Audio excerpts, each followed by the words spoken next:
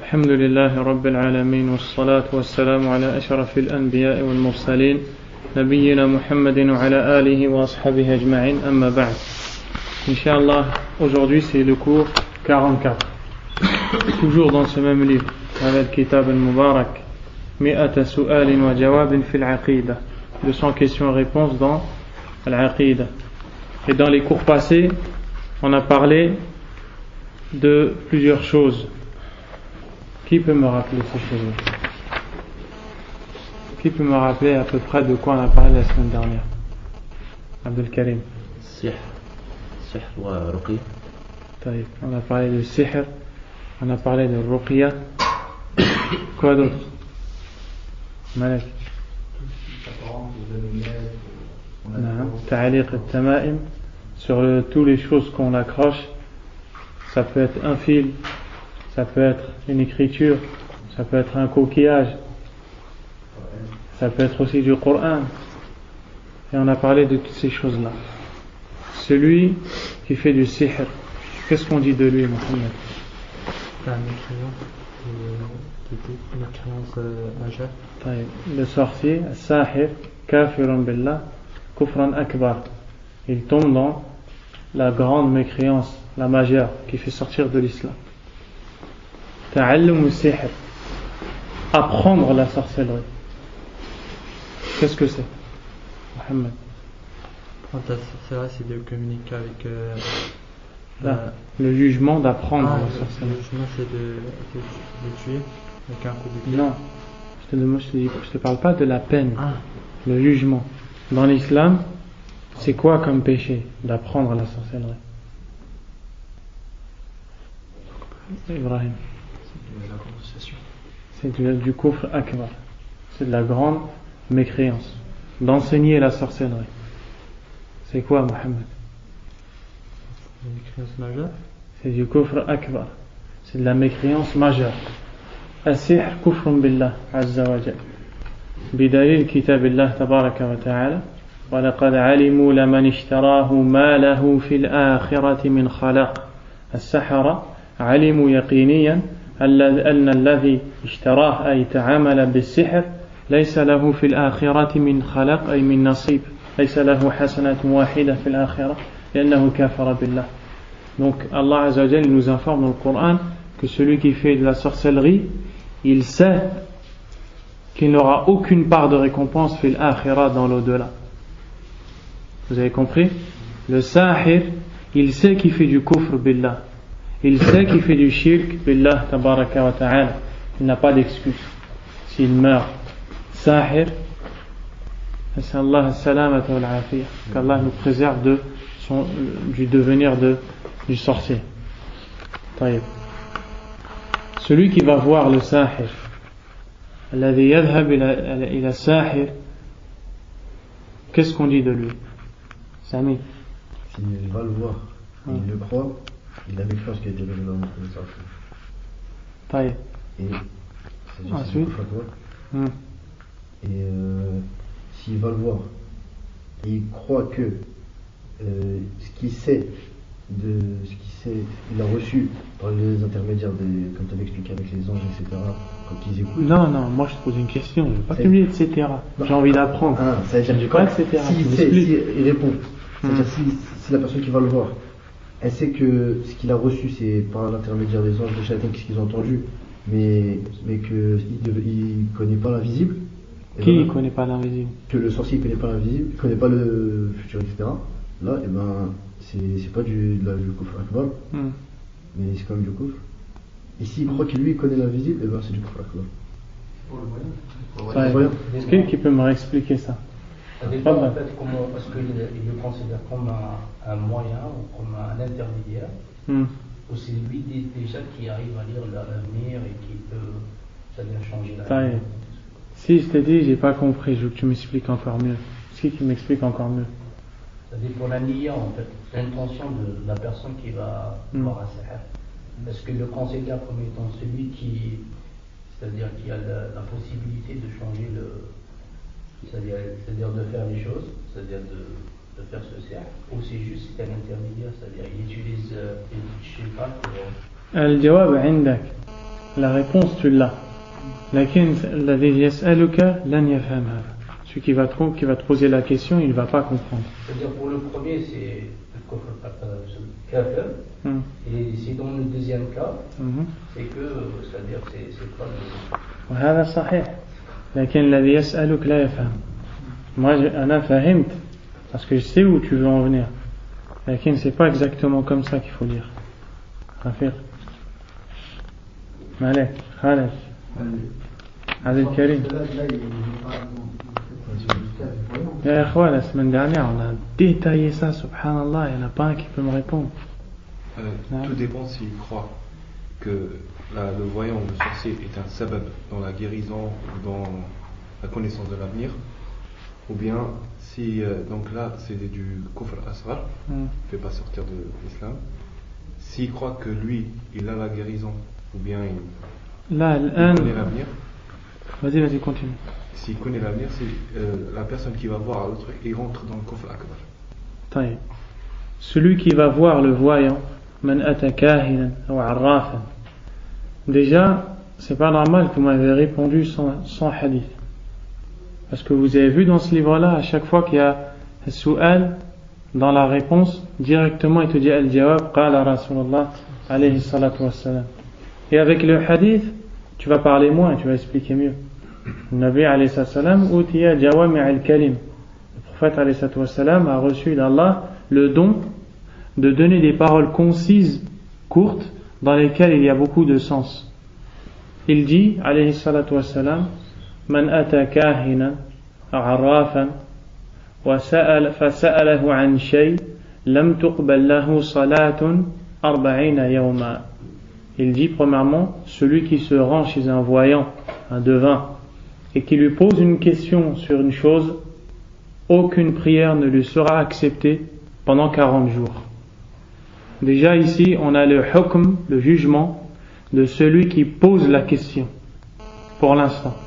On ne parle pas encore de celui qui va poser la question et qui va croire, en plus de ça. Taïeb. Celui qui va et qui pose la question à un kahin, à un voyant, celui-là, Allah ne lui acceptera pas ses prières pendant 40 jours. Il est dans l'obligation d'accomplir ses prières, mais Allah ne lui donnera aucune récompense. Premièrement. Deuxièmement, celui qui va voir le voyant ou le sorcier et qu'il le croit, il lui pose une question et il le croit. Celui-là, il se divise en deux. Il y a celui qui va voir le kahin, le voyant, ou le arraf, le sorcier, le devin, et qu'il le croit, c'est-à-dire يعتقد أن الكاهن يعلم الغيب. هذا كفر بالله أكبر. Il a pour conviction que le voyant connaît l'invisible. Celui-là, c'est de la grande mécréance, la mécréance majeure. Le Nabi alayhi salam dit Man ata alaykum salam Man ata arrafan aw kahinan fasaddaqahu bima yaqul faqad kafara bima unzila ala Muhammadin sallallahu alayhi wa sallam. Le prophète alayhi salatu wa salam nous dit celui qui se rend chez un voyant ou un sorcier et qui le croit dans ce qu'il lui dit aura mécru à ce qui a été révélé au prophète Muhammad alayhi salatu wassalam. Et donc dans ce hadith le prophète alayhi salatu wassalam nous enseigne que celui qui va voir le voyant et qui lui pose des questions et qui croit à ces informations, celui-là il a mécru en Allah tabaraka wa ta'ala. Il y a des savants qui disent croire le kahin, tasdiq al-kahin ou sahir al-arraf, le simple fait de le croire revient à être de la mécréance majeure qui fait sortir la personne de l'islam. Et d'autres ont dit il faut regarder avant de juger sur la personne la conviction qu'elle a dans le cœur, parce que celui qui se rend chez le voyant il se divise en deux. Il y a celui qui va voir le voyant et qui croit que le voyant connaît l'invisible, celui-là il sort de l'islam. Pourquoi? La ya'lamul ghaiba illa Allah. Ne connaît l'invisible que Allah. Deuxièmement, celui qui va voir le voyant et qui l'interroge sur des choses et qui le croit, en fait, il ne croit pas que le voyant connaît l'invisible. Il sait que personne d'autre qu'Allah connaît l'invisible. يعتقد أنه لا يعلم الغيب إلا الله. Mais il sait que le voyant, il travaille avec mustariq as-sam', avec les shayatin parmi les djinns, les démons parmi les djinns qui vont voler les akhbar, les informations qu'ils entendent des anges. Parce qu'Allah Azza wa Jal dit aux anges ce qui va se passer demain. Et les anges parlent entre eux de ce qui va se passer demain. Et le voyant, on l'a expliqué la semaine dernière, qu'est-ce qu'il fait? Il travaille avec des shayatines, avec des diables qui montent les uns sur les autres jusqu'à arriver dans l'endroit où il y a les anges qui parlent de ce qui va se passer demain par information d'Allah, et ils écoutent. Et ensuite ils redescendent. Et soit ils se font rattraper par une étoile et ils sont éliminés, soit ils ne se font pas rattraper et ils ramènent l'information au kahin, au voyant. Dans ce cas-là, la personne qui va voir le kahin et qui sait que le kahin il fait ça, et qu'en croyant le kahin, le voyant, en vérité il ne croit pas qu'il connaît l'invisible, mais il sait qu'il prend les informations des shayatines et qu'il y a certaines informations qui peuvent être vraies, alors là il n'aura pas fait du kufr akbar, il aura fait du kufr asghar. La preuve de ça, parce que là tu vas me dire, le prophète a dit faqad kafara bima unzila ala Muhammad, il a mécru à ce qui a été descendu sur Muhammad. C'est un autre hadith qui est rapporté par l'imam Ahmad rahimahullah. Le prophète dit man ata kahinan fasa'alahu an shay'in fasaddaqahu bima qala lam tuqbal lahu salatun 40 layla. Celui qui va voir un voyant, qui l'interroge sur une chose et qui croit à ce qu'il dit, Allah ne lui acceptera pas sa prière pendant 40 nuits. Ne lui acceptera pas sa prière pendant 40 nuits. Ici, là, c'est celui qui va voir le voyant, et il sait que le voyant, il prend les informations des shayatines. Et dans ces informations, il y en a certaines qui peuvent être vraies. À cause de ça, il ne fait pas du kufr akbar. Parce qu'il sait que seul Allah connaît l'invisible. C'est clair ou pas? Si je vous demande la semaine prochaine, vous allez me répondre ou vous allez me dire je sais pas? C'est ça le su'al. C'est ça la question. On n'est pas là juste pour écouter et oublier la semaine d'après. On est là pour apprendre. Il faut apprendre, il faut comprendre. Man yuridillahu bihi khayran yufaqihu fid din. Celui à qui Allah veut du bien, il lui fait comprendre sa religion.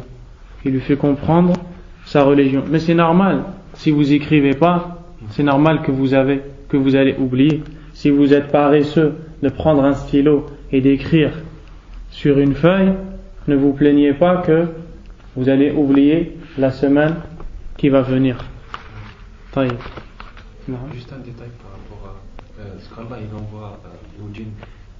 C'est plutôt, quand on dit une étoile filante, c'est plutôt une météorite, parce qu'une étoile c'est la taille d'un soleil. Donc c'est plutôt une météorite. T'as lu ça où? وَلَقَدْ زَيَّنَّا السَّمَاءَ الدُّنْيَا بِمَصَابِيحَ وَجَعَلْنَاهَا رُجُومًا لِلشَّيَاطِينِ. Allah subhanahu wa ta'ala dans le Coran, quand il parle des étoiles, il dit qu'il a embelli le ciel avec des lampes qui sont les étoiles, comme c'est venu dans le tafsir, et il en a fait des lapidations pour les shayatines, les étoiles. Et là on va parler des étoiles dans la question d'aujourd'hui. Inch'Allah. Ensuite on a parlé de Haddu Sahir, la punition du sorcier dans l'islam. Qu'est-ce que le juge il lui fait quand il est attrapé par les autorités compétentes religieuses, pas par quelqu'un de la rue? Il lui tranche la tête avec le sayf. Haddu Sahir darbatun bis-sayf. La punition ou la sentence du sorcier, c'est l'exécution en lui coupant la tête. Et ça a été rapporté par beaucoup de sahaba radiyallahu anhum qui ont fait ça. Ça se fait ça, parce que maintenant on aura dit. Non, ça se fait. Et t'avais dit c'est si on l'attrape sur le cou en train de faire du siège. Haddu Sahir darbatun bis-sayf, Inch'Allah. Ensuite, on a parlé de Ar-Ruqya. C'est quoi la Ruqya? Abdel Karim. L'exorcisme. C'est le fait de lire. C'est quoi l'exorcisme?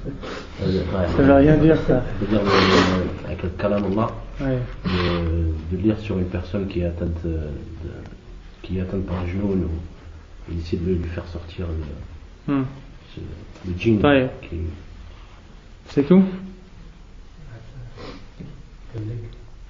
Les doigts du prophète aussi. Les doigts du prophète alayhi salatu wassalam. طيب. هو كلام عربي من الكتاب والسنة ولكي يجب تأثيره يعتقد الراقي المرتقي بأنه الشفاء من الله. طيب. Ici, il nous a donné shurut al-ruqya hatta takuna sahiha, pour que la ruqya elle soit correcte dans le din, yani par rapport à Allah subhanahu wa ta'ala, il y a des conditions. La ruqya en elle-même عبارة عن علاج المريض بقراءة كلام الله تبارك وتعالى عليه أو ما جاء في السنة من الأحاديث التي فيها أدعية وطلب الشفاء من الله عز وجل، وكذلك بعض الأذكار أو طلب الشفاء من الله عز وجل، وإن لم يكن بصيغة ثبتت عن النبي عليه الصلاة والسلام ما لم يكن فيها شرك أو مخالفة لشرع الله عز وجل. La ruqya, c'est en fait le fait de traiter une personne malade par la lecture du Coran ou bien la lecture des hadiths dans lesquels le prophète alayhi salatu wassalam nous enseigne comment demander à Allah de le guérir, ou bien tout simplement de demander à Allah tabaraka wa ta'ala de guérir le malade. Tout cela entre dans la ruqya qu'Allah azza wa jalla a légiféré. Pour que la ruqya elle soit correcte, il y a des conditions. Et la première condition, c'est quoi? أن تكون من الكتاب أو السنة أو من كلام لا يخالف الكتاب والسنة. Que celle-ci soit puisée du Coran ou bien de la Sunna, ou bien que ce soit des paroles qui ne sont pas contraires avec la parole d'Allah ou la parole du prophète alayhi salatu wassalam.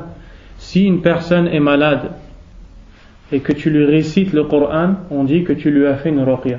Si une personne est malade et tu lui fais un dua à côté d'elle, en disant par exemple Bismillah yarqiq, Wallahu yashfik, min kulli da'in yu'zik, comme le prophète alayhi salam nous a appris, U'idhuka bi kalimatillahi tamma, min kulli shaytanin wa hamma, wa min kulli aynin lamma, U'idhuka bi kalimatillahi tammat, min sharri ma khalaq. اللهم رب الناس أذهب البأس واشف أنت الشافي لا شفاء إلا شفاؤك شفاء لا يغادر سقما. Toutes ces invocations sont des invocations que le prophète alayhi salatu wassalam a faites pour qu'Allah guérisse le malade. En fait, ou en vérité, la ruqya, c'est comme si que tu invoques Allah de soigner le malade en faisant un sabab. Ce sabab, c'est la lecture du Coran ou faire des du'as pour la personne qui est malade. طيب. Certains savants ont dit la budda an takuna ar-ruqya bil kalam al-arabi illa lam takun sahih. Ils ont dit il est impératif que la ruqya soit faite en langue arabe, sinon elle n'est pas acceptée d'Allah azza wa jalla. Est-ce que tous les savants ont dit ça? Non. Certains ont dit qu'on peut la faire dans une autre langue. Avec des conditions où... نعم. Il faudrait que ce qu'ils disent soit compréhensible, c'est-à-dire on peut comprendre ce qu'ils disent. يكون الكلام واضحا مفهوما ليس فيه مخالفة لشرع الله. Il faut que ça soit avec une parole qui soit claire, comprise.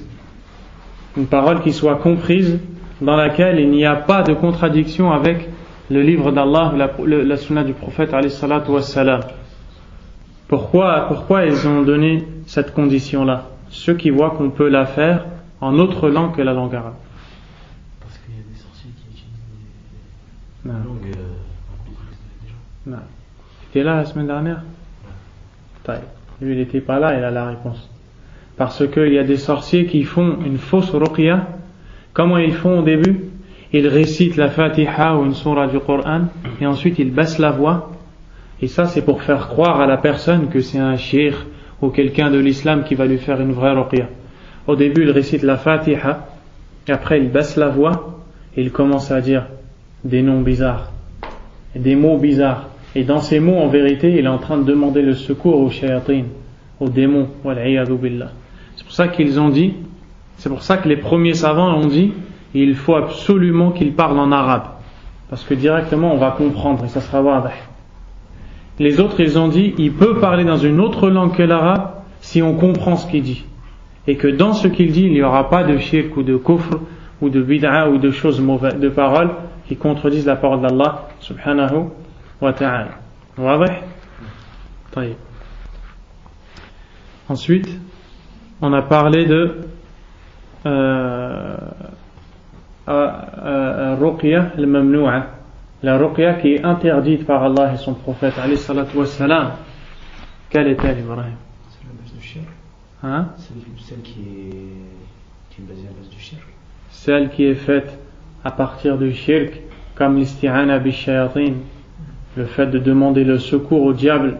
On a expliqué qu'il y a des gens, malheureusement au jour d'aujourd'hui, qui sont touchés par un djinn, et que pour se débarrasser de ça, comme eux ils sont victimes de sorcellerie, ils vont voir un autre sahir, un autre sorcier, et ce sorcier là il va faire un autre sihr, une sorcellerie, pour que la personne qui est malade ne le soit plus, pour que le djinn qui est en elle, par exemple si elle a un djinn, sorte, pour que le djinn qui est en elle sorte. Le fait de défaire la sorcellerie en faisant une autre sorcellerie, et ça c'est haram bila shak. لأن الله عز وجل يقول في كتابه الكريم ولا يفلح الساحر حيث أتى. Et le sorcier, d'où qu'il vienne, ne réussira jamais. Donc la sorcellerie c'est haram. Par rapport au fait que c'est interdit, j'ai compris, mais est-ce que ça fonctionne quand même? Est-ce que ça l'enlève? نعم. السحر الله عز وجل أثبت وجوده وحقيقته في القرآن ثم نهى عنه. Allah Azza wa Jal nous a donné l'information dans le Coran que la sorcellerie existe et qu'elle a un vrai impact, et en même temps il nous l'a interdit subhanahu wa ta'ala. Donc le sihr peut enlever. Non. Ça rentre ce qu'ils font les chrétiens pour les exorcismes. Ouais, exactement. Non, c'est du sihr. Et ils font les Nasara, les Yahoud, bal min aqwa wal a'yadhu billah as-sahara al-Yahoud. Parmi les plus grands sorciers, c'est les juifs sans aucun doute. Et dans Surat al-Baqarah, Allah Azza wa Jal nous parle des Yahoud. وَاتَّبَعُوا مَا تَتْلُو الشَّيَاطِينُ عَلَى مُلْكِ سُلَيْمَانَ وَمَا كَفَرَ سُلَيْمَانُ وَلَكِنَّ الشَّيَاطِينَ كَفَرُوا يُعَلِّمُونَ النَّاسَ السِّحْرَ. هذا كلام في اليهود هذا. Allah ici nous parle des juifs qui ont fait de la sorcellerie. Alaykoum salam. Les chrétiens prêtres et tout qui disent au nom de la Bible qui guérissent. هذا شرك بالله.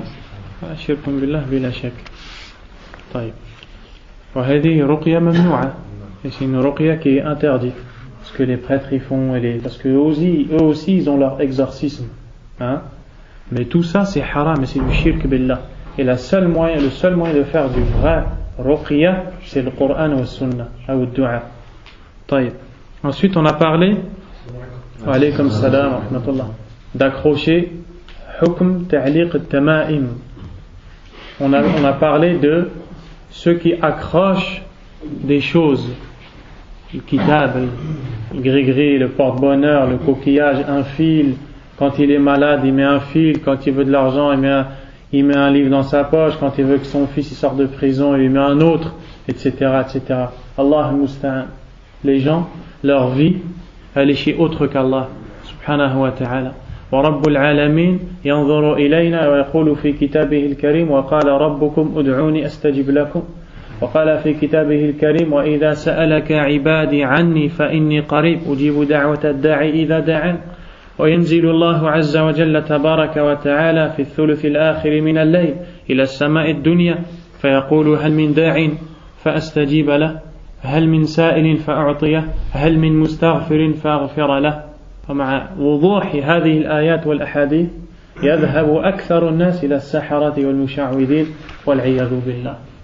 Malgré la clarté de ces versets et de ces hadiths dans lesquels Allah Azza wa Jal et son prophète alayhi salatu wassalam nous informent que lorsque quelqu'un a besoin de quelque chose, il n'a que le demander à Allah. Allah descend au dernier tiers de la nuit, au dernier ciel, pour dire qui m'invoque que je lui l'exauce, qui me demande pour que je lui donne, qui veut mon pardon pour que je lui donne. Allah Azza wa Jal dit dans le Coran, et lorsque mon serviteur t'interroge sur moi, je suis proche, je réponds à l'appel de celui qui m'invoque. Et les versets, les hadiths dans ça, ils sont nombreux. Et malgré ça, beaucoup de musulmans, dès qu'ils sont touchés par un mal ou par un malheur, une épreuve, ils se dirigent vers les Sahara, vers les sorciers, ils se dirigent vers les voyants, ils se dirigent vers les gens. Wallahu azza wa jalla yaqul fi kitabihi al-karim walladhina tad'una min dunihi ma yamlikuna min qitmir. Et ceux que vous invoquez en dehors de lui ne possèdent même pas la pellicule d'un noyau de date, le petit papier que tu décolles du noyau de la date. In tad'uhum la yasma'u du'aakum. Si vous les invoquez, ils n'entendent pas vos invocations. Walau sami'u mastajabu lakum. Et même s'ils vous entendaient, ils ne pourraient pas vous répondre. Wa yawm al-qiyamati yakfuruna bi shirkikum. Et le jour du jugement dernier, ils mécroiront en votre association. Malgré la clarté de ces versets, de ces hadiths, on va dans nos pays, on va trouver des milliers et des milliers de gens qui n'ont toujours pas compris ça. Qu'est-ce qu'on comprend? On comprend hajatul umma, ayyuha al-ikhwa, ila fahm tawhidillah subhanahu wa ta'ala.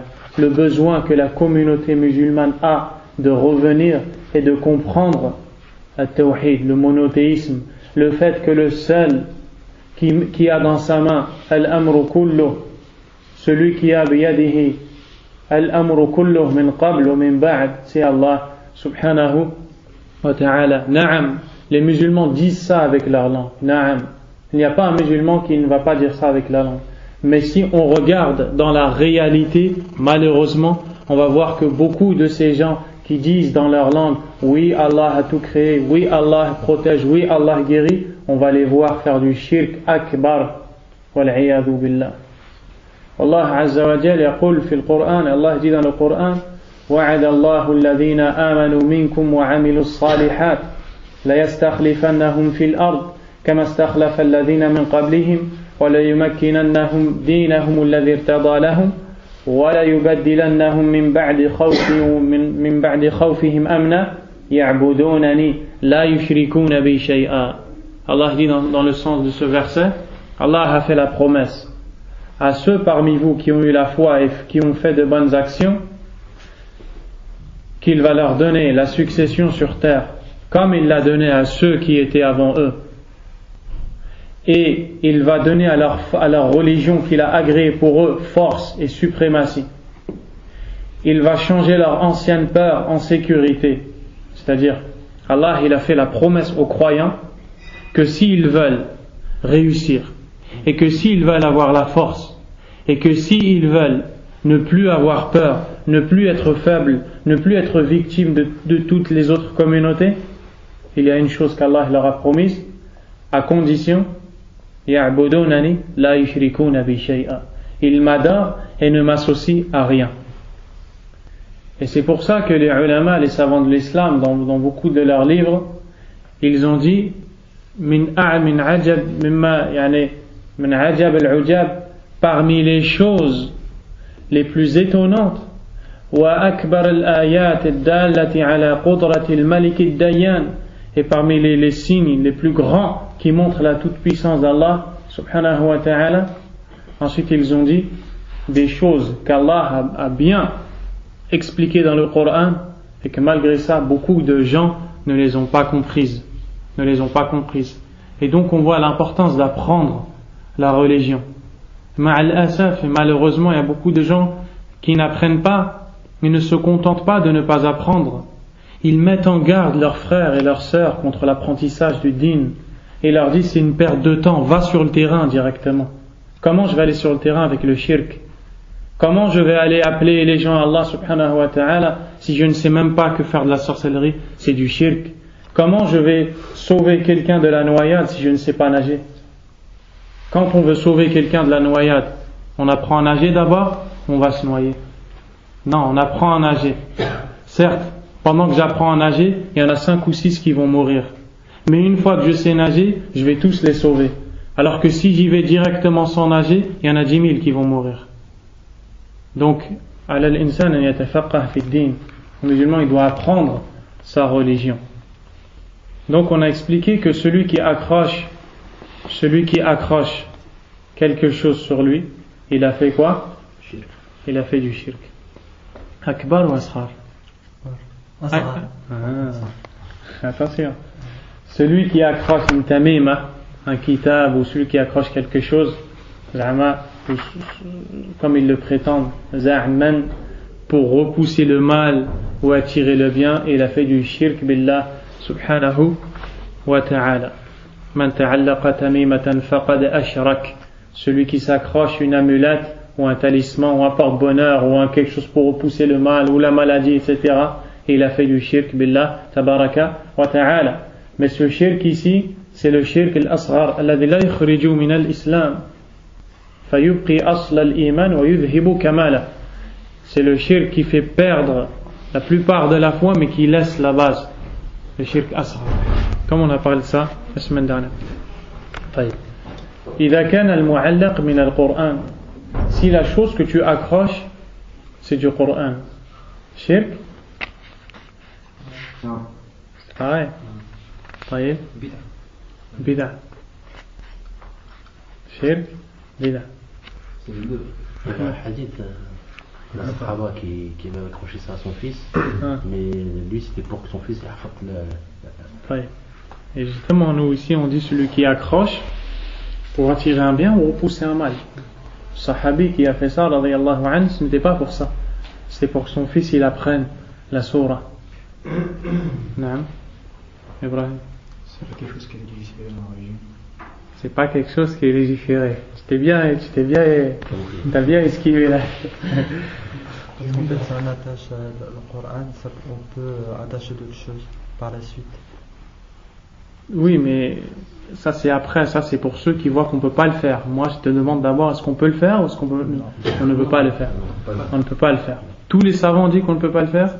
Ils ont divergé. Hein? Ils ont divergé, la plupart ils disent que c'est... Ils ont divergé. Parmi les par rapport à ça, il y avait les salafs, il y en a, ils voyaient que c'était autorisé, mais la plupart ils voyaient que c'était interdit. Ouais. Il y en a parmi les salafs qui ont dit qu'on peut le faire. Et d'autres qui ont dit qu'on ne peut pas le faire. Lima ikhtalafu. Pourquoi ils ont divergé sur ça? Pourquoi il y en a qui ont dit on peut le faire et d'autres qui ont dit on ne peut pas le faire? À cause du sahabi qui a fait. Ibrahim. Alors, craint que ce soit une voie engagée vers. Non, ça c'est ceux qui voient qu'on ne peut pas le faire. Ils disent par crainte que ça nous amène à pire. Mais pourquoi ils ont divergé? Pourquoi il y en a qui ont dit qu'on peut le faire? T'as compris? Allah dit que c'est une raison. نعم لأن الله أخبرنا في القرآن أن القرآن شفاء فهم اختلفوا في كيفية الاستشفاء به. واضح؟ Parce qu'Allah nous a informé dans le Coran que le Coran est une guérison. Ils ont divergé sur la manière de l'utiliser comme guérison. C'est pour ça que certains ont dit فيجوز أن تعلق بعد الصور للشفاء لكن هذا ليس قول الأكثرين. En plus, le prophète sallallahu alayhi wa sallam, il a dit qu'il ne faut pas attacher les talismans, etc. Il n'a pas dit excepté le Coran. Ça c'est pour l'avis de ceux qui disent qu'on n'a pas le droit. Donc akthar salaf, la plupart des salaf, c'est qui les salaf? Quand on dit les salaf, c'est qui? Sahaba ou tabi'un ou atba' tabi'in. C'est ça. Donc vous allez entendre plusieurs fois ce mot-là, c'est-à-dire Sahaba, Ibn Mas'ud salaf, Abu Bakr salaf, Omar ibn Khattab salaf, etc. La plupart des salafs disent que l'accrocher c'est interdit, et pour plusieurs raisons. Awalan, ils ont dit que le prophète alayhi salatu wassalam, quand il nous a interdit d'accrocher quelque chose, il n'a pas dit illa al-Qur'an. Man ta'allaqa shay'an wukila ilayh wa lam yaqul illa al-Qur'an. Il n'a pas dit sauf le Coran. Idhan yadkhul fi hadha fa huwa 'am yadkhul fihi. Deuxièmement, ils ont dit li siyanati al-Qur'an min ihanatihi faqad yadkhulu bihi al-insan fi bayt al-khala. Pour protéger le Coran du mépris, parce que il se peut que quelqu'un qui le porte rentre dans les toilettes. Il se peut que quelqu'un qui le porte entre dans un endroit qui n'est pas bon, qui est impur, dans un endroit où il y a la désobéissance d'Allah subhanahu wa ta'ala. Pour cette raison, ils ont dit aussi qu'on n'a pas le droit de l'attacher. Et troisièmement, ils ont dit sadd al-dhari'a al-musila ila shirk faqad yu'alliqu al-insan fi al-bidaya shay'an min al-Qur'an فيتدرج به الشيطان حتى يعلق غير القرآن فيقع في الشرك بالله عز وجل. Donc pour fermer la porte qui mène à suivre les pas de Shaitan, au début il accroche du Coran, et plus le temps passe, plus il oublie et il commence à accrocher autre chose que le Coran, et il tombe dans le shirk billah subhanahu wa ta'ala. Donc en résumé, c'est pour ces raisons-là qu'il est interdit d'accrocher le Coran. Et ensuite, certains ont dit que ce n'est pas du shirk, mais c'est une bid'a de faire ça. C'est une innovation de faire ça, parce qu'on n'a pas entendu le prophète alayhi salam faire ça, ou les sahaba, pour repousser un mal ou attirer un bien. Le statut des hukm al-kuhan, on a parlé de ça la semaine dernière, les voyants. On a dit al-kahin kafirun billah subhanahu wa ta'ala, le voyant, alladhi yadda'i annahu ya'lam al-ghayb, hadha kafirun billah fa innahu la ya'lamu al-ghayba illa Allah. Seul Allah connaît l'invisible subhanahu wa ta'ala. On a parlé de celui qui va voir le voyant, et aujourd'hui on arrive à la question sur les étoiles. السؤال الثالث والثمانون بعد المئة, la question 183. ما حكم التنجيم? Quel est le statut religieux? Qu'est-ce que l'islam dit sur, comment on dit en français, Ibrahim? Non, sur l'astrologie. Sur l'astrologie. التنجيم ما هو؟ هو النظر في النجوم للاستدلال بها على التأثير أو التسيير. Le fait de regarder dans les étoiles et en fonction de leur déplacement de dire qu'il va se passer telle et telle chose demain. Ce qu'on appelle l'astrologie. Vous voyez dans les petits journaux, toi tu es né en juillet, tu es un scorpion, toi tu es né en août, tu es un lion, etc. L'astrologie. هذا شرك بالله أكبر. C'est une grande mécréance, c'est une grande association. Je voulais juste dire, c'est-à-dire ceux qui lisent pour s'orienter, se diriger. On va en parler. At-Tanjim, quand on parle de l'astrologie, on parle de regarder les étoiles et en fonction de la manière dont vont bouger les étoiles ou se déplacer, on va dire demain il va se passer telle chose, demain il va arriver telle chose. Et après il te dit si tu es né en juillet à cause de telle étoile, demain tu vas avoir du risque. Si tu es né en août à cause de telle étoile, demain tu vas guérir d'une maladie. هذا كذب كله كذب وهؤلاء مشركون. Ce sont tous des associateurs en Allah subhanahu wa ta'ala. Al-Jawab قال الله تعالى. Donc ici on va lire la réponse. La réponse de quelle question? Quel est le statut de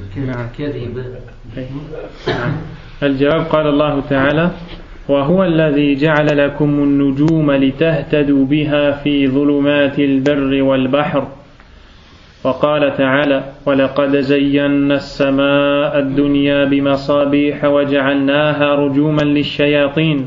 وقال تعالى والنجوم مسخرات بأمره. وقال النبي صلى الله عليه وسلم من اقتبس شعبة من النجوم فقد اقتبس شعبة من السحر زاد ما زاد.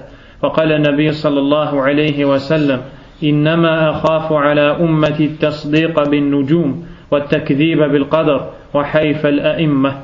وقال ابن عباس رضي الله عنهما في قوم يكتبون أباجات وينظرون في النجوم ما أرى من فعل ذلك له عند الله خلاق أي نصيب. وقال قتادة رحمه الله خلق الله هذه النجوم لثلاث زينة للسماء ورجوما للشياطين وعلامات يهتدى بها فمن تأول فيها غير ذلك فقد أخطأ حظه وأضاع نفسه وتكلف ما لا علم له به. Donc ici on va expliquer un peu toute cette réponse. Donc le stade. Il y a un autre, je ne sais pas si c'est ici. كذب المنجمون ولو صدقوا. هذا سئل الشيخ الفوزان عن هذا الحديث وصحته قال لا أعلم هذا الحديث وصحته. نعم. طيب. Donc la réponse à la question de celui qui va ou qui fait ou le jugement islamique qui concerne l'astrologie, déjà c'est clair que l'astrologie c'est haram et c'est du kufr billah, c'est du shirk akbar billah azza wa jal, parce que ça fait partie du sihr comme on va voir, et ça fait partie aussi de iddi'a ilm al-ghaib, de prétendre connaître l'invisible. C'est une sorte de voyance, la sorcellerie. Allah azza wa jal nous a informé dans le Coran des 3 choses pour lesquelles les étoiles existent. Les étoiles ont été créées par Allah subhanahu wa ta'ala pour 3 choses. Comme Qatada rahimahullah, Qatada qui est l'élève de Abdullah ibn Abbas radiyallahu anhuma, qui est un grand savant du tafsir et de la sunna. Il nous a donné les 3 choses pour lesquelles Allah a créé les étoiles et il les a pris des versets. C'est pour ça que le cheikh ici, il a d'abord cité les versets, ensuite les hadiths, ensuite la parole du compagnon, ensuite la parole du tabi'i. Et c'est comme ça que le musulman y fait. Le musulman quand il parle du din, premièrement il ramène le dalil min al-Qur'an, l'épreuve du Coran, ensuite de la sunna, ensuite les paroles des compagnons, et ensuite les paroles des tabi'un, ceux qui ont vécu avec les compagnons, etc. Allah Azza wa Jal nous dit dans la traduction de ce verset: et il est celui qui vous a assigné les étoiles afin que vous vous guidiez par celles-ci dans les ténèbres de la terre et de la mer. Donc ici Allah Azza wa Jal nous dit, il nous a donné les étoiles pour qu'on se guide. Qu'est-ce que ça veut dire? Les voyageurs avant, comment ils faisaient? Ils n'avaient pas de boussole, ils n'avaient pas de nouveaux moyens, ils n'avaient pas tout ça, ils regardaient les étoiles.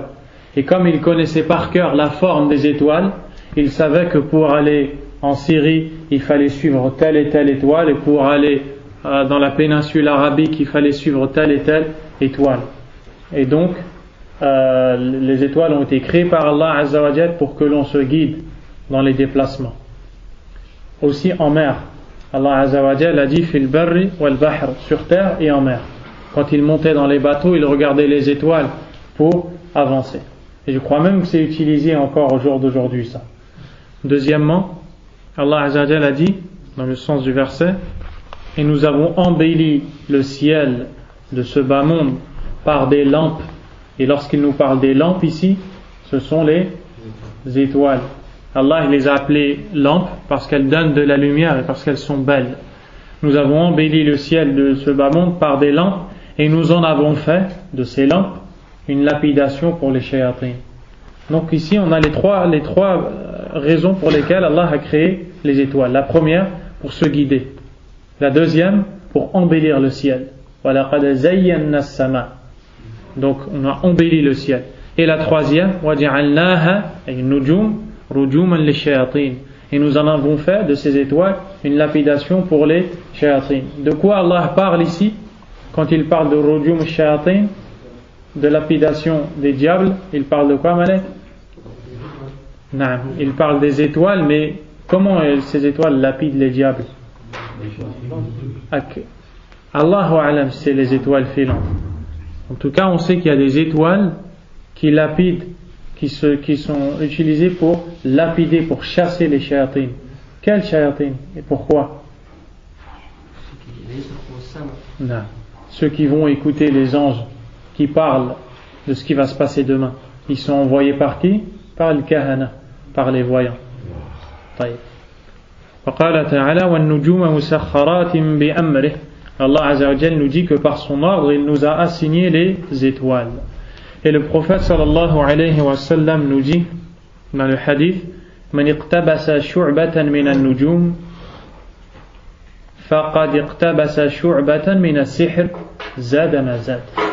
Et le sens de ce hadith, c'est que celui qui prend une science des étoiles autre ou qui utilise les étoiles pour une autre raison que ces trois choses-là, et qui utilise les étoiles, par exemple, pour savoir ce qui va se passer demain, il aura fait du sihr. Il aura fait de la sorcellerie. Ici, ils ont traduit comment? Celui qui acquiert une connaissance des étoiles, c'est-à-dire l'astrologie, acquiert en effet une branche de sorcellerie. Voilà. Donc celui qui utilise les étoiles pour autre que ça, il les utilise pour savoir ce qui va se passer demain, etc., et bien celui-là, il est tombé dans le shirk billah, il a fait du sihr, il a fait de la sorcellerie. Ensuite, il a dit zada ma zad, ay kullama zad fi ta'allumi at-tanjim zada fi al-ithm wa fi al-sihr wa fi al-shirk. Ici, ils ont traduit comment?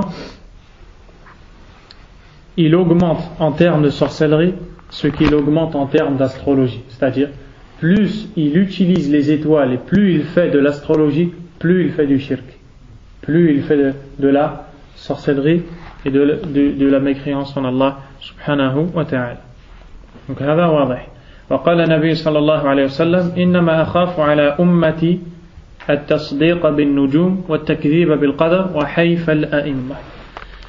Et le prophète sallallahu alayhi wa sallam nous dit, bien sûr ici c'est un hadith, il a été jugé faible par l'imam al-Albani rahimahullah ta'ala, mais il y a d'autres versions de ce hadith où on retrouve à peu près les mêmes mots qui ont été jugés authentiques.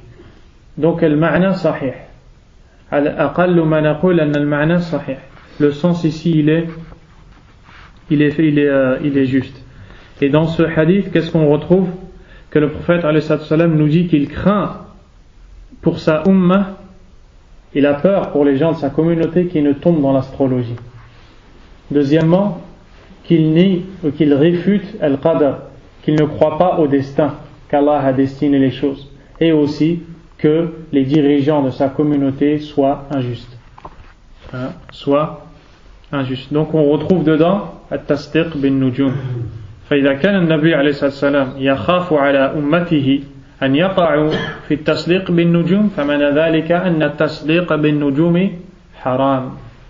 Donc si le prophète a peur pour sa communauté qu'il ne tombe dans ça, et le prophète ne peut avoir peur pour sa communauté que d'une chose qu'Allah a interdite. Donc on comprend que cette chose est interdite par Allah subhanahu wa ta'ala. Abdullah ibn Abbas radiyallahu anhuma, c'est le cousin du prophète alayhi salatu wassalam, et c'est celui des sahaba qui connaissait le mieux le Coran, et c'était un jeune.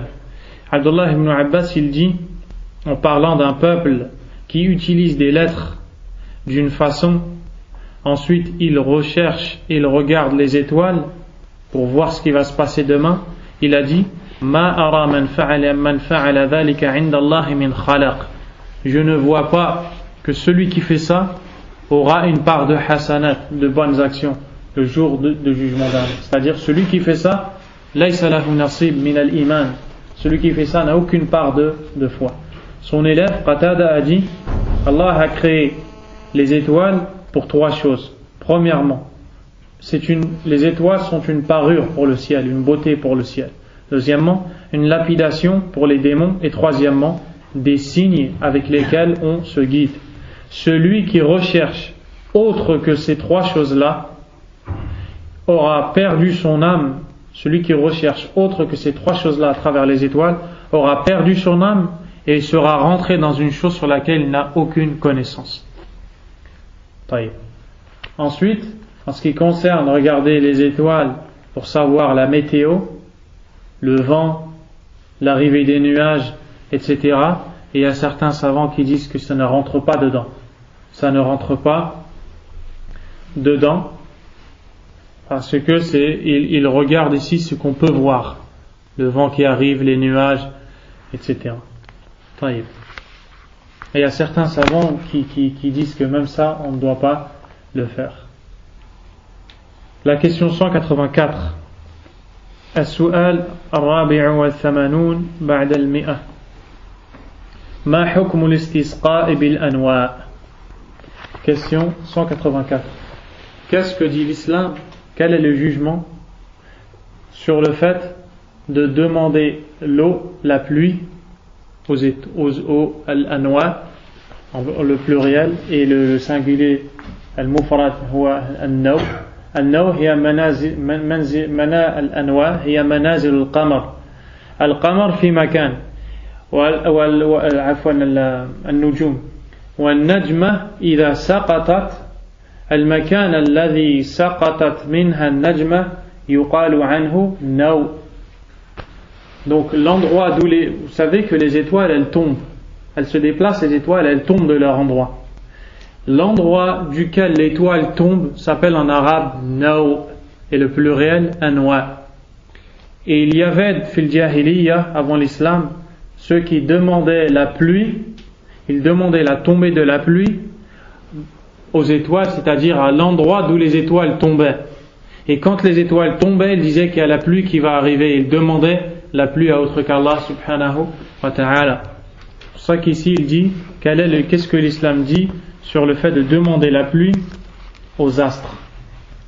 Al-Jawab, قال الله تعالى وتجعلون رزقكم أنكم تكذبون.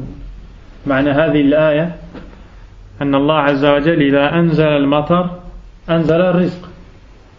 الله عز وجل يقول لهم وتجعلون رزقكم، أي إذا نزل المطر الذي هو رزقكم تكذبون به، تقولون مطرنا بنوء كذا وكذا، فأنتم تكذبون الله يرزقكم وتكذبون الله بهذا الرزق والعياذ بالله. Allah Azza wa Jal il dit dans le Coran, donc dans la traduction, est-ce pour vous une façon d'être reconnaissant à votre subsistance que de traiter le Coran de mensonge?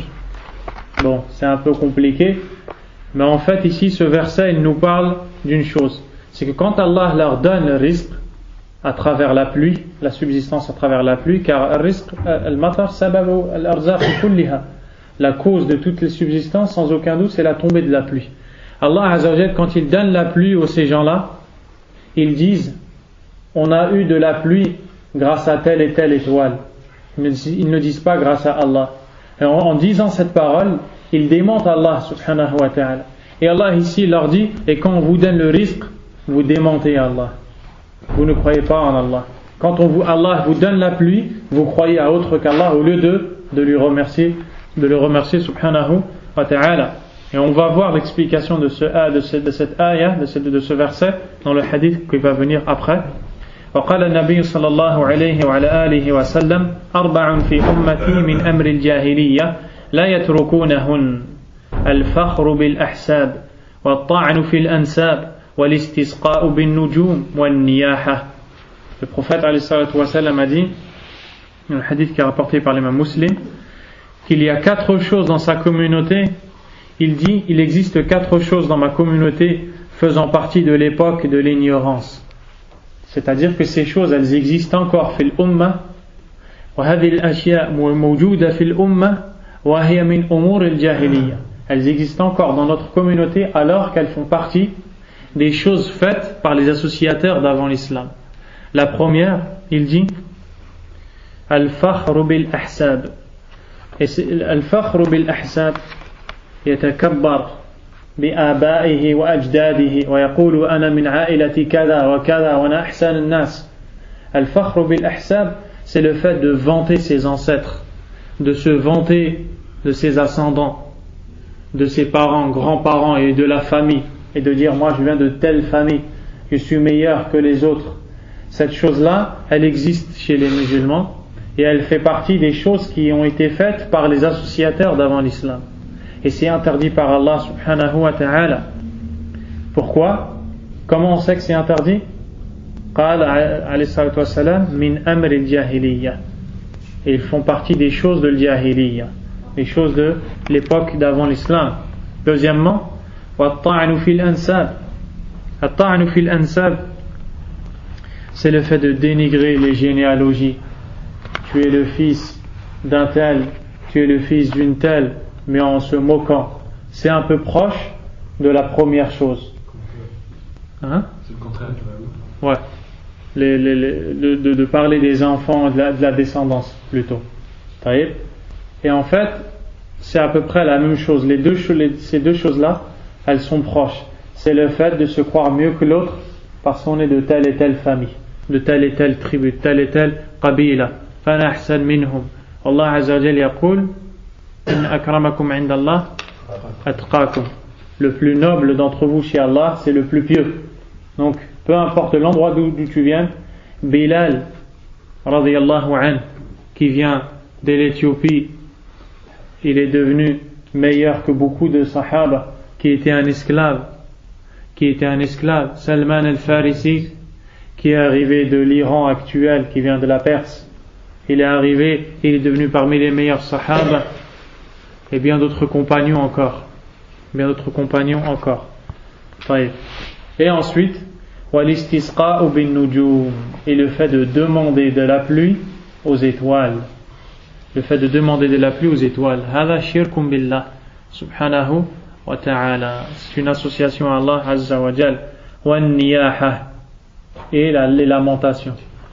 An-niyaha هي شدة بكاء المرأة مع رفع يعني مع الصراخ والتسخط على قدر الله عز وجل مع لطم الوجوه إلى غير ذلك.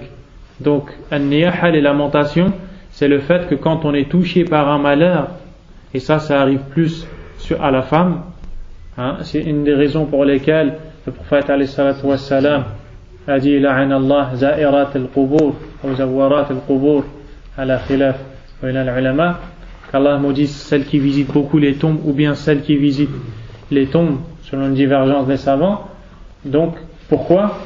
Parce que la femme elle est faible dans ces choses-là, et Allah azza wa jal, le prophète alayhi salam, nous ferme toutes les portes qui peuvent nous mener à une chose mauvaise. Et une des choses dans laquelle la femme tombe facilement, c'est les lamentations. Quand une personne de sa famille meurt, elle pleure à un point où elle lève la voix, elle hurle, elle crie, elle déchire ses vêtements et elle se plaint et elle se dit pourquoi moi et pourquoi ma famille et pourquoi, etc. Et ça c'est grave, c'est un grand péché, parce qu'en faisant ça, la personne n'accepte pas la sagesse d'Allah, n'accepte pas la justice d'Allah, n'accepte pas ce qu'Allah a décrété subhanahu wa ta'ala. Et le prophète alayhi salatu wa salam nous dit dans Sahih Muslim que si la femme qui fait une niyah, les lamentations, ne se repent pas de son péché, elle sera ressuscitée le jour du jugement dernier avec une tunique en goudron. Elle va mettre un vêtement en goudron.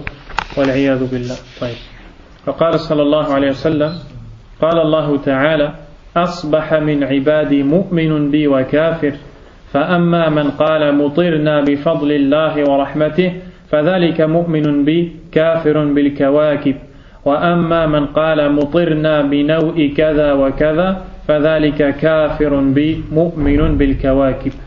Allah subhanahu wa ta'ala dit dans un hadith Qudsi.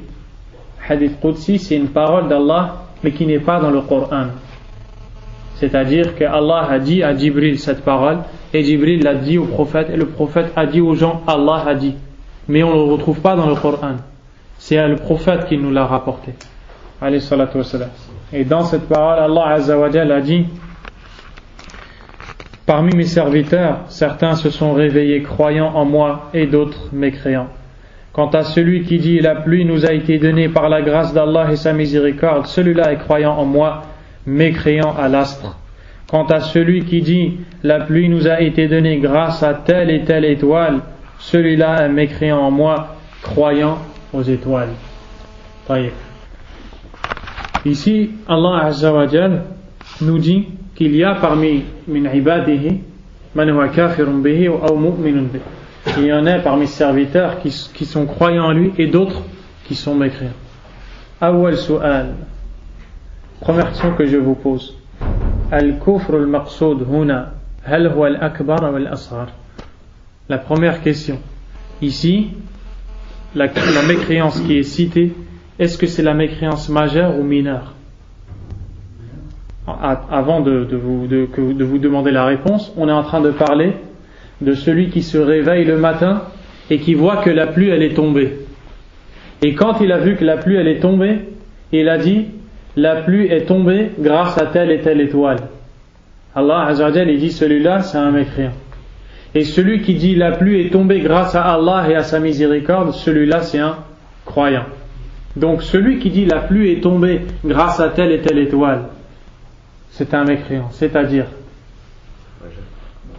il a répondu. C'est la mécréance majeure. La mécréance majeure. Il a répondu. Qui a répondu? Majeure. Il s'appelle comment? Hakim. Masha'Allah. Il l'a associé à Allah. Il a associé à Allah. Guidez-moi. هذا النور. ها؟ قل الله أعلم. Allez. Au début du discours, c'est Allah, il est serviteur. Malek, il se prépare. Il dit Allahu A'lam, mais après il rentre dans le. Aïwa.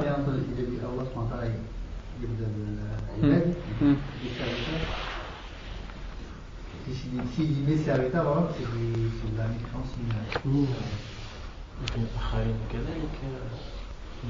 كلنا عباد لله تبارك وتعالى. العبودية تنقسم. Bon, on va pas rentrer dedans. On est tous des serviteurs d'Allah.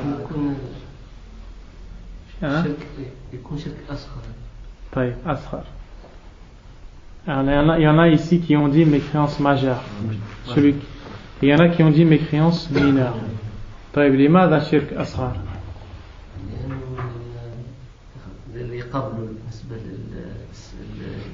يمشيوا السحرة أكثر من الشيء هذا في شرك أكبر وفيه أصغر لكن هذا لا هو الجواب Mohamed Ali il a dit parce que on a dit de celui qui va voir le sorcier qu'il n'a pas fait du kufr akbar à une condition, c'est laquelle? S'il croit que le sahir, le sorcier, il ne voit pas le ghaib. Donc il a dit, si lui il a fait du kufr asghar, alors on va dire de celui-là que c'est du kufr asghar parce que c'est moins grave. C'est pas ça le jawab. Il a essayé. Jazakallah khayran. نعم. عليكم السلام. الله يقول في القرآن أنه ينزل المطر. Donc quelqu'un qui va dire le contraire, c'est du kufr. Allah a dit dans le Coran que c'est lui qui fait descendre le matar. Et celui qui dit le contraire, il a fait du kufr. Iqra al-hadith bi ta'ammul. Lis bien le hadith. Écoute bien le hadith. Mutirna bi naw'i kada wa kada. On a reçu la pluie grâce à telle étoile, telle et telle étoile. Sababiyya. Hein? Si c'est sababiyya, c'est ça? Moi, c'est une question que je te pose. Tu me donnes une réponse, tu ne donnes pas une question. C'est mineur. S'il pense que c'est qu'une cause. Ah. C'est comme طيب. في السبب يعني ما قال il n'a pas dit يعني مطرنا بسبب الله مباشرة mais il a dit مطرنا بسبب النجوم لكن il aurait dû rajouter التي بعثها الله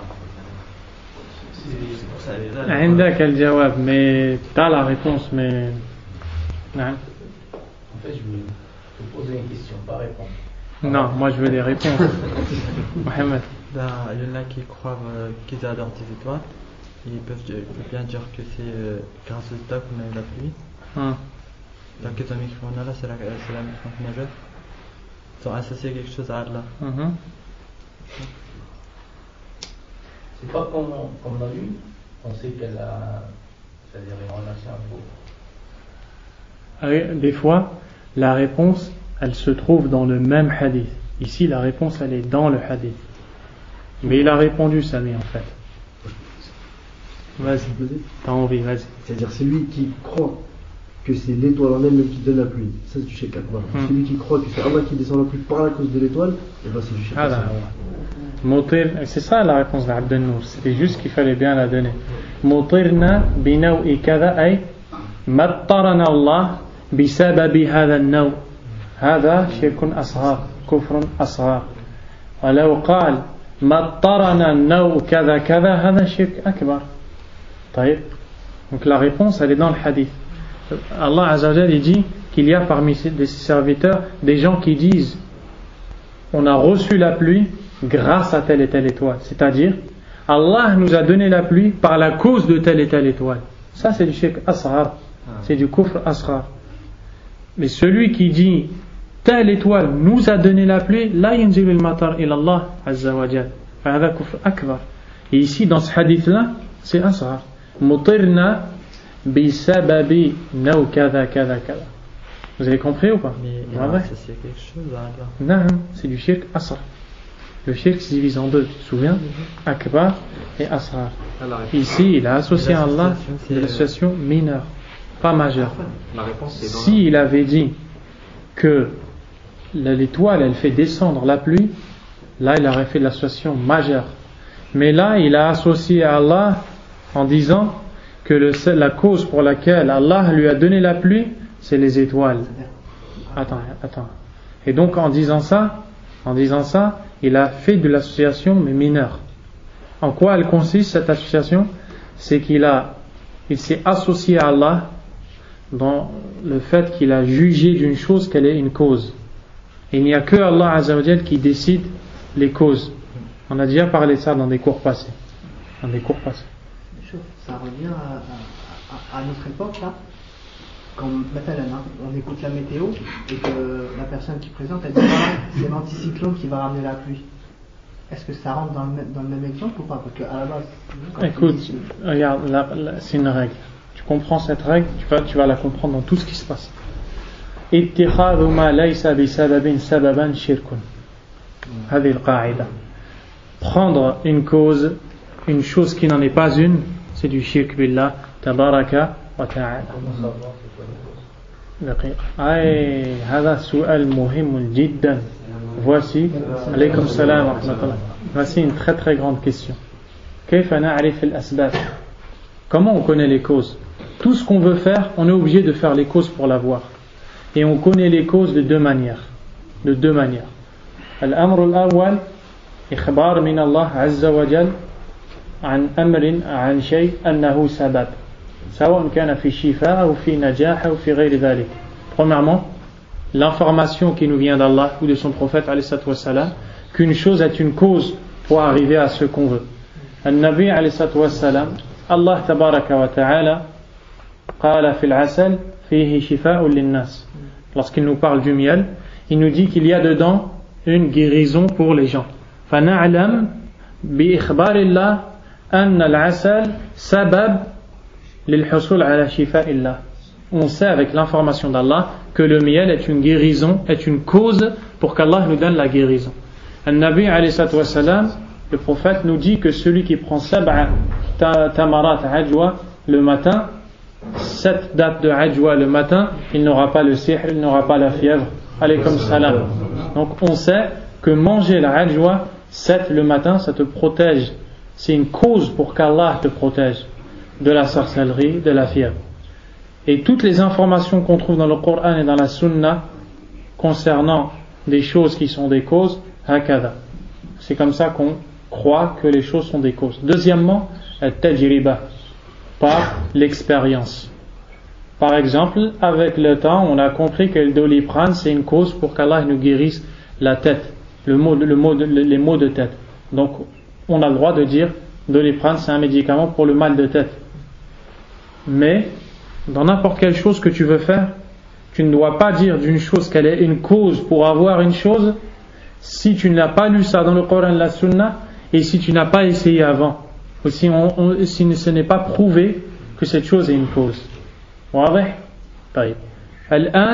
Aujourd'hui, maintenant, celui qui dit Mutirna bi sababi nawi kada wa kada, on a reçu la pluie d'Allah par la cause de telle et telle étoile, et il a pris une chose en cause qui n'est pas une cause, qui est les étoiles. Ni dans le Coran ni dans la Sunna on nous informe que les étoiles sont une cause pour que la pluie tombe, et ni avec l'expérience on a vu que les étoiles sont une cause pour que la pluie tombe. Donc ici il a fait du shirk asghar. واضح؟ في كم بار؟ نعم. Avec l'expérience, ils savent que par exemple s'il y a sauf que eux, l'erreur qu'ils font, mais de toute façon c'est des kuffars, tu vois, c'est qu'ils disent demain il y aura ça.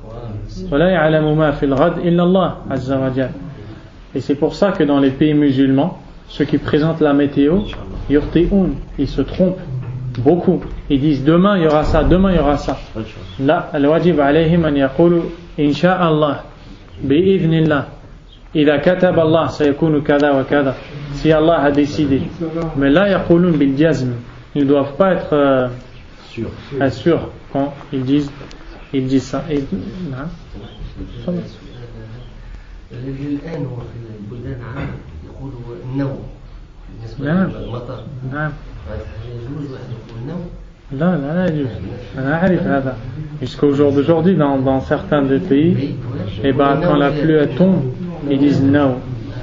Et déjà, cette parole-là, elle vient de cette chose-là, de l'jahiliya. Naam. On dit pas no. Eux, ces gens-là qui répètent ça, ils savent pas ce qu'il veut dire. Mais il faut remonter fil asl. D'où ça vient? On va voir que ça vient de cette croyance-là. Mutirna binawi kada, kama qala an-nabi alayhi salatu wassalam. طيب. Après, إذا كانوا يسمون المطر نوءا هذا لا شيء فيه. فهمت؟ Si pour eux ils croient que نو بمعنى مطر هذا لا شيء فيه. لكن إذا كان c'est comme dans le hadith هذا لا يجوز بلا شك. طيب on s'arrête là et on verra le reste la semaine prochaine إن شاء الله والله أعلم وصلى الله وسلم وبارك على نبينا محمد وعلى آله وصحبه أجمعين سبحانك اللهم وبحمدك أشهد أن لا إله إلا أنت أستغفرك وأتوب إليك.